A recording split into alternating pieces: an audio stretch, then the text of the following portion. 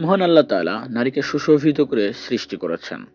আজকের ভিডিওতে আমরা জানব সেই নারীদের সম্পর্কেই। চলুন শুরু করা যাক।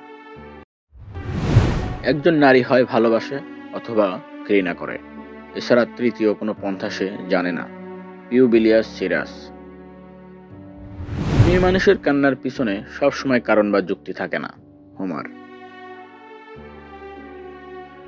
রমণী অনর্থক হাসে, তাহা দেখিয়া অনেক পুরুষ অনর্থক কাঁদে।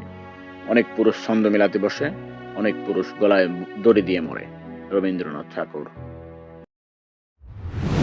মেয়েদের সম্মান মেয়েদের কাছেই সবচেয়ে কম। রবীন্দ্রনাথ ঠাকুর। সুন্দরী মেয়ে বহু পাওয়া যায়, কিন্তু ভালো মেয়ে পাওয়া কষ্টকর।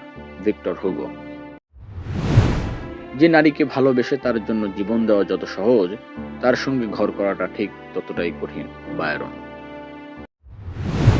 দুষ্ট মেয়ে মানুষের মতো অশুভ আর কিছু নেই, এবং সৎ মেয়ে মানুষের মতো সৃষ্টিকর্তা আর কিছু সৃষ্টি করেননি।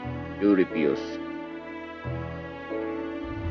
দুনিয়ার সবচেয়ে বড় হেয়ালি জিনিস হচ্ছে মেয়ে মানুষের মন। কাজী নজরুল ইসলাম। প্রিয়তমা তরুণীর সঙ্গে 10 মাইল হেঁটে গেলেও কিছু মনে হবে না, অথচ বিরক্তিকর স্ত্রীর সঙ্গে 10 পা হাঁটাও কষ্ট হবে। Dale Carnegie. যে স্ত্রীর কাছ থেকে যৌতুক গ্রহণ করে, সে স্ত্রীর কাছে বিক্রি হয়ে যায়।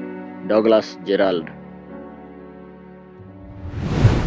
ঘরের বাইরে স্ত্রীকে হতে দেবে দেবী, অর্থাৎ তার মনে থাকবে না কোনো নোংরামি আর অসংযত হাবভাব।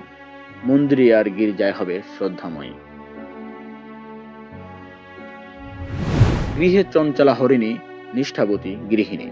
স্বামীর শয্যায় হতে হবে রঙ্গিনী নায়িকা। লুসিয়া ফিট্রিগা। ধন্যবাদ। আজকে এ পর্যন্তই।